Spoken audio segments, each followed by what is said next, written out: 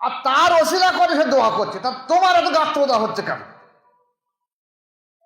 যারা এই কথাটাকে বলছে, এই আলেমগুলোর দিকে তাকিয়ে দেখবেন, এরা এলমে তাসাউফ জীবনেও মানেন।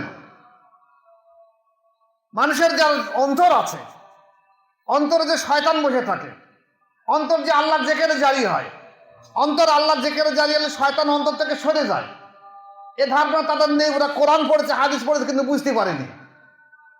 ফলে তারা যারা এই কথাগুলো বলছে, অধিকাংশ কিন্তু অন্তরে শয়তান বসে রয়েছে। আর শয়তান বসে থাকার কারণে তারা এইগুলো আর ঈর্ষার কারণে আর মেনে নিতে পারছে না। তাই আমার সমস্ত মুরিদ মোতাক্কেদের আমি বলে দিয়ে দিচ্ছি, চিরকাল আমি থাকবো না। আজ যেমন তোমরা এসে ইচ্ছা করলে, তোমরা যদি কোনো রকম কোনো সময় হাজত হয়, কোনো রকম অসুবিধে হয়, তোমরা